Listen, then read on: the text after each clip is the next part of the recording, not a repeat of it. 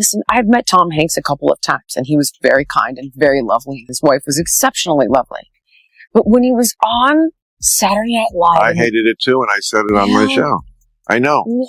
I hated it. Wearing the MAGA hat, not shaking hands with a black person. Right. And that's when I thought, you people don't know MAGA people. Nope. I mean, they have their issues, and I certainly have my issues with them. But they're general. I mean, of course, there's some racists everywhere who are that bad. But generally, all the MAGA people I know have no problem shaking hands with the black person. You're just hysterical, and you're not helping. And nope, I agree. Not at all. That was deplorable squared. Not.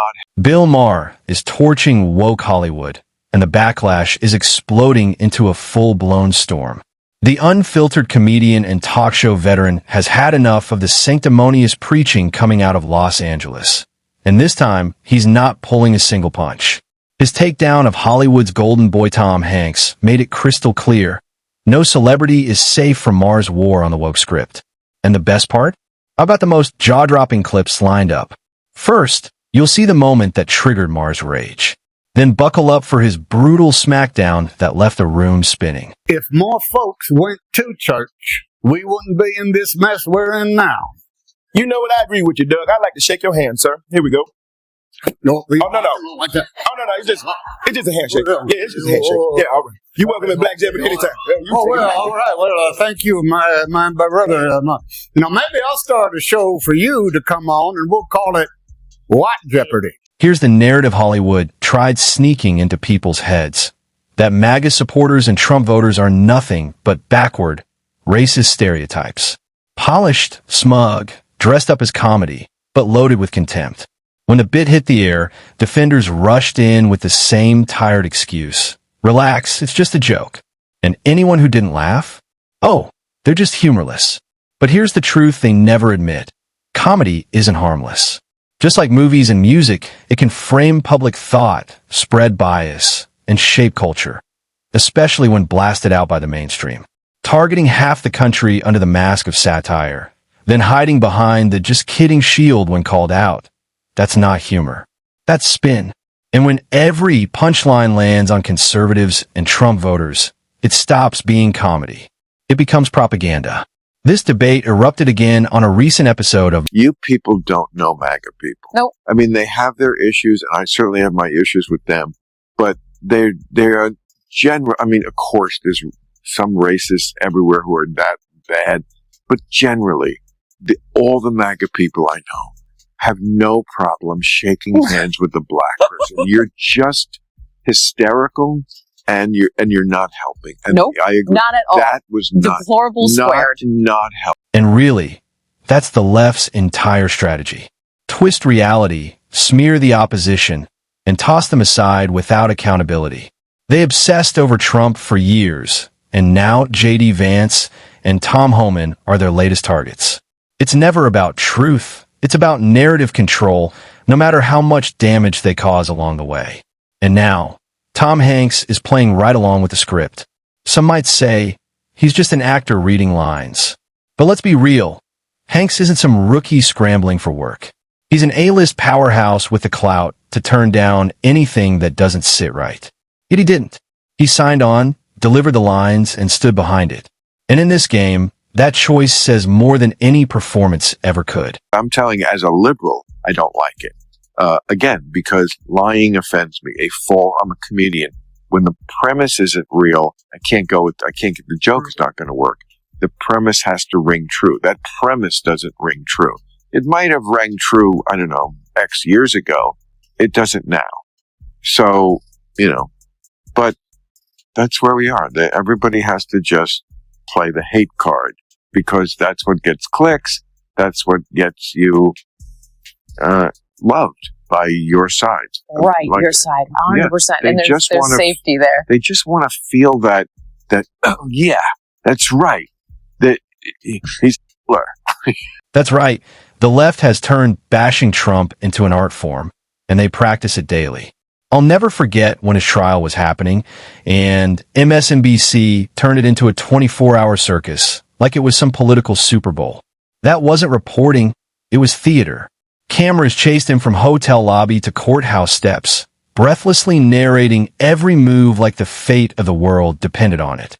It was obsessive, it was pathetic, and it showed just how deep their Trump derangement runs. They honestly thought drowning the airwaves with non-stop Trump coverage, laced with smug commentary and cherry-picked sound bites, would hypnotize voters into flipping blue. But here's the kicker. Americans aren't that naive. That wall-to-wall hysteria didn't destroy Trump.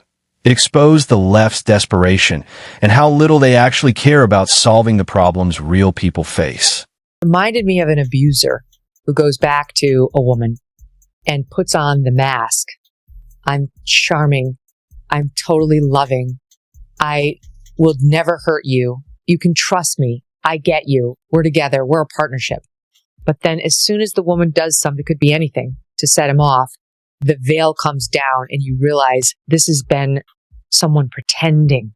This whole thing that's been wooing me in has been an act. And oh my God, I was almost fooled. Thank God I saw the moment of reality. That's what that thing was to me, because Saturday Night Live hates conservatives. And here's where Megyn Kelly cut right to the heart of it. She's pointing out that maybe Tom Hanks never respected conservatives or the MAGA movement to begin with. Which means all those years of playing America's everyman weren't just acting on screen. They were acting off screen too. The polite grin, the wholesome image, it was a mask. And now it's slipped. The disdain? It's right there in the open. As for the network, let's not kid ourselves. They've already nailed their colors to the wall. Fairness isn't the goal. They're locked into the progressive agenda, pumping out narratives designed to shame, divide, and mock anyone who won't play along. No one's surprised at their bias anymore. But Hanks, that stings, because people expected better from him. Veil was down and we saw what they really think of all of us. Not just MAGA, but anybody on the right. They think you're a racist. They think you're all the ists for all sorts of psychological reasons that we've gone into and don't need to here. But there was that piece of it. And then there was how deeply offensive it was for Tom Hanks in particular to participate in this skit. Tom Hanks, who started off on this stupid show called Bosom Buddies, which maybe it was ahead of its time because it was about two men who dressed as women in order to get the living arrangements they wanted. So it was guys dressed, in sort of a drag. And he was hilarious and he was a nobody. And it was a stupid show that made us fall in love with him because he was so funny and bumbling. This is exactly how the woke mob works.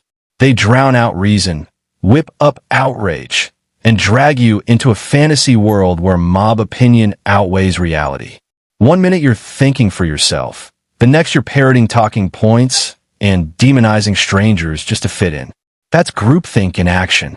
It doesn't just twist your views, it rewires who you are. And the sickest part? They cheer while you self-destruct. Just look at the trail of wreckage. Whoopi Goldberg's career hangs by a thread every other week. Sunny Hostin alienates half the country with her elitist rants. Drew Barrymore went from beloved star to PR disaster in record time. The woke mob will celebrate you when you serve their agenda.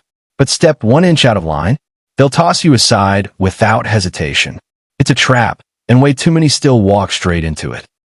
Thanks to a nation, of audiences that included those guys who look like that, with the t-shirt, without the sleeves, that are maybe a little rough around the edges, who aren't as coiffed as he is with the perfect 3/4 zip, sweater, with their MAGA hat on. And yeah, Tom Hanks, their southern rural accent, you absolute effing snob, went to your movies and made you a billionaire.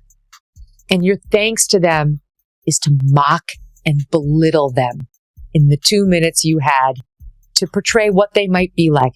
Shame on you. Tom Hanks let down millions of fans who once saw him as more than just an actor. For decades, he symbolized decency, a rare figure in Hollywood who seemed above the political games.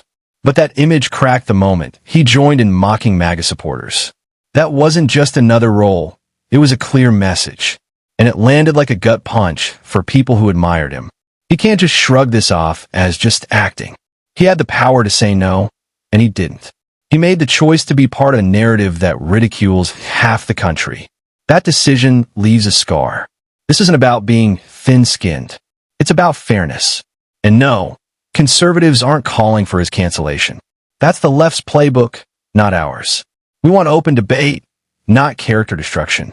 But let's be clear, we saw it, we heard it, and we won't just erase it. Except, this is the big problem with that joke. President Trump assembled the largest coalition of black voters and Hispanic voters, and just kind of racially diverse voters generally, that any Republican has assembled in decades. Certainly in my lifetime. So that's the problem with the joke. It's not reflecting reality. And it's just so tired. The thing I really like about this sketch is it shows that Hollywood has learned nothing. I know that SNL is taped in New York, but the broader entertainment industry has learned absolutely nothing. Trump supporters aren't some one-note stereotype. They come from every walk of life, different races, faiths, income levels, and personal stories. That diversity is exactly why the GOP has grown so much in recent years.